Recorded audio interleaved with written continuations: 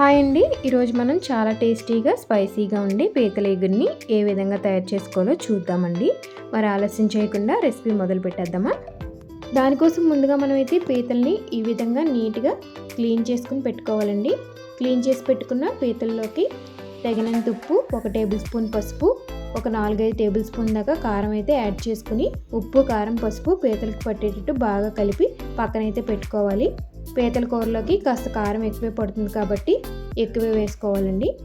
అలాగే ఇప్పుడు మసాలా పేస్ట్ని అయితే ప్రిపేర్ చేసుకుందామండి. ఒక మిక్సర్ జార్లోకి 1 టేబుల్ స్పూన్ జీలకర్ర, 2 ఉల్లిపాయలు తీసుకుని గ్రైండ్ చేసుకుని పెట్టుకోవాలి. ఇప్పుడు ఒక వెడల్పాటి కడాయిలోకి ఆయిల్ వేసుకుని వేడయ్యాక 4-5 పచ్చిమిరపకాయలు, జీలకర్ర, ఉల్లిపాయ పేస్ట్ ఏదైతే ఉందో అది కూడా వేసుకుని ఒకసారి ఫ్రై చేసుకున్నాక టమాటా ప్యూరీని కూడా యాడ్ చేసుకోవాలి. ఇందులోకి 2 టేబుల్ స్పూన్ దాకా అల్లం వెల్లుల్లి పేస్ట్ కూడా యాడ్ చేసుకుని నూనె పైకి తేలినంత వరకు మగ్గించుకోవాలి.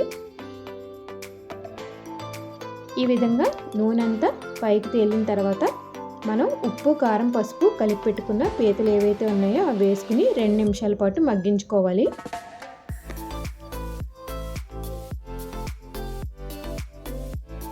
ఇప్పుడు ఇందులోకి తగినంత వాటర్ని అయితే యాడ్ చేసుకుని పీతలను అయితే మగ్గించుకోవాలండి.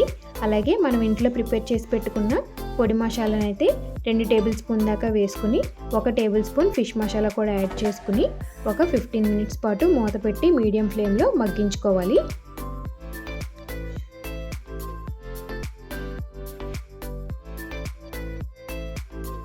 అంతేనండి, ఫైనల్గా కొత్తిమీర చల్లుకుని పీతల ఎగురిని అయితే వేడివేడి రైస్లోకి సర్వ్ చేసుకోండి.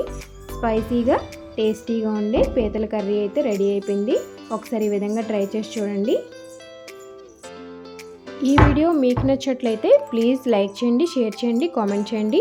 మరిన్ని వీడియోల కోసం మా ఛానల్ అయితే సబ్స్క్రైబ్ చేయడం మాత్రం మర్చిపోకండి. Thank you for watching.